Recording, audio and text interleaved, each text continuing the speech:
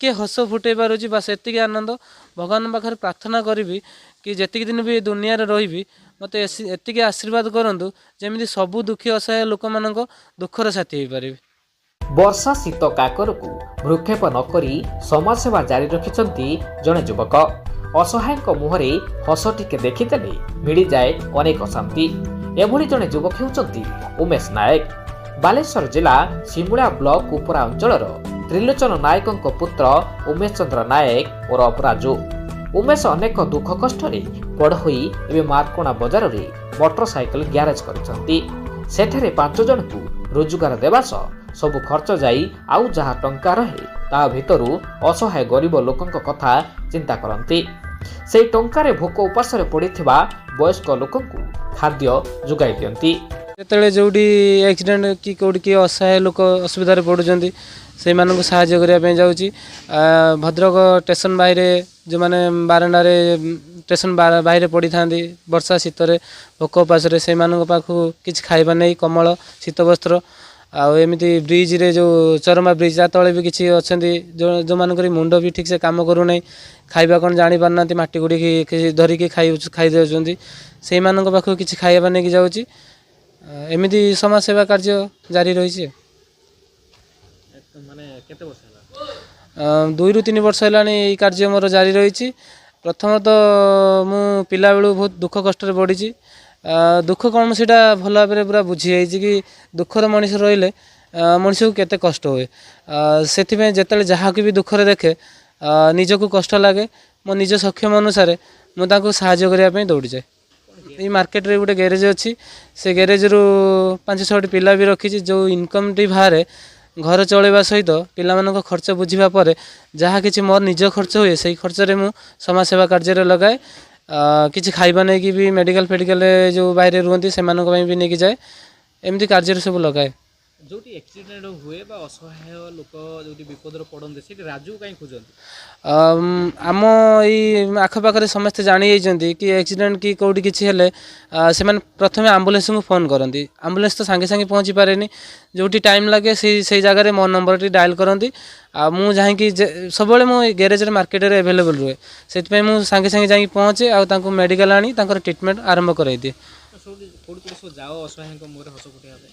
एमितिरे मु प्रथमे देखे जो मानक पाखरे कहीं पहुँची पारुना कि से मैंने असुविधा थे प्रशासन कि जानी पारुन एमती जगार अच्छा से पाखक जाए से पाखे पहुँची दुखर साथी होगापी चेष्टा करे मो निज सक्षम अनुसार मुझे जी पारे से साहाय्य करे।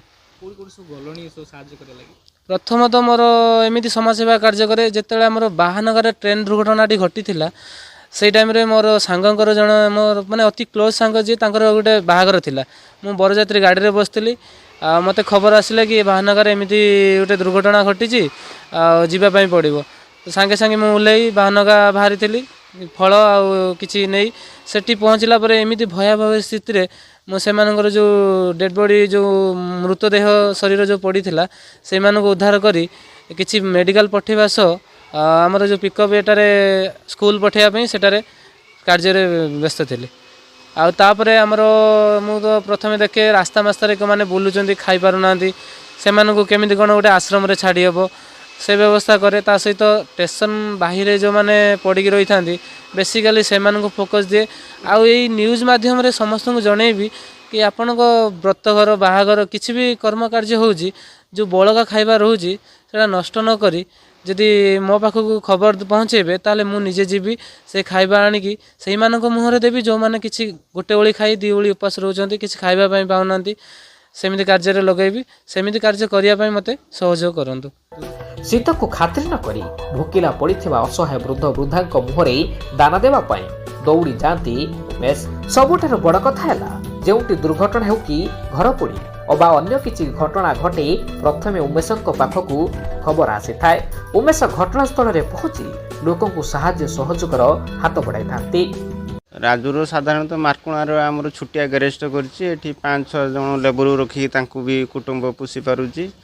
मुख्यतः तार समाज सेवा विषय रे तार बहुत किसी एठी आमर मार्कुणा सिमुलिया खैरा नहीं कि तार बहुत उपलब्धि अच्छी जोटी जा एक्सीडेंट गरीबर असहायता कार कोई कैंसर बेमार है से सांगे सांगे जाकि पहुँचुची सहयोग कर ତା ଦ୍ୱାରା ବି ଆମର ସମାଜସେବୀ ତାକୁ ସଂଗଠନର କିଛି ସାହାଯ୍ୟର ହାତ ବଢ଼ାଉଛନ୍ତି, ସେମାନେ ଯାଇକି ବି ତାକୁ ସାହାଯ୍ୟ ସହାନୁଭୂତି କରୁଛନ୍ତି। ଏଭଳି ବି ଆମର ହିନ୍ଦୁ ଇଏର କୌଣସି ଷଣ୍ଢ ଗୋରୁ ଗାଈ ଆକ୍ସିଡେଣ୍ଟ ହେଲା ସେ ବି ହେଠି ଯାଇକି ସାହାଯ୍ୟର ସହାୟତା କରୁଛି। ଏଇଭଳି ସବୁ ତାର ବହୁତ ଉଚ୍ଚ କୋଟିର ମାନ ଯୋଗୁଁ ଲୋକ ବହୁତ ପ୍ରଶଂସନ ହେଉଛନ୍ତି ତା ଉପରେ। ଆଉ ଭଗବାନ ଆଶୀର୍ବାଦ କରନ୍ତୁ ତାପରେ ସଦାବେଳେ ପାଇଁ ଏଇଭଳି ଇଏ ତାର ଇନକମ୍ ସୋର୍ସ ଚାଲିଥାଉ, ସେ ସମସ୍ତଙ୍କୁ ସାହାଯ୍ୟ ସହାନୁଭୂତି କରିପାରିଥାଉ। ମେଡ଼ିକାଲରେ କୌଣସି ଅସହାୟ ଲୋକ ପଡ଼ିଲେ କି ଆକ୍ସିଡେଣ୍ଟ ହେଲେ ସେ ସାଙ୍ଗେ ସାଙ୍ଗେ ଯାଇକି ପହଞ୍ଚି ତାର ସାଙ୍ଗସାଥିକି ଡାକି ଆଉ ସବୁ ପ୍ରକାର ସାହାଯ୍ୟ ସହାନୁଭୂତି ସେ କରିପାରୁଛି। ଆଉ କେବଳ ଯେ ଅସହାୟ ଲୋକଙ୍କ କଥା ବୁଝନ୍ତି ତାହା ନୁହେଁ, ଏହା ସହିତ ଦୁର୍ଘଟଣାର ଶିକାର ହୋଇପଡ଼ିଥିବା ଗୁରୁଗାଈଙ୍କର ମଧ୍ୟ ସେବା କରିଥାନ୍ତି। ତାଙ୍କର ଏଭଳି କାର୍ଯ୍ୟ ପାଇଁ ତାଙ୍କୁ ସବୁଠି ପ୍ରଶଂସା କରିବା ସହ ସମ୍ବର୍ଦ୍ଧିତ କରାଯାଉଛି। ବହୁତ ଭଲ ପିଲା, ଆଉ ସିଏ ଛୋଟିଆ ଗ୍ୟାରେଜଟିଏ କରିଛି।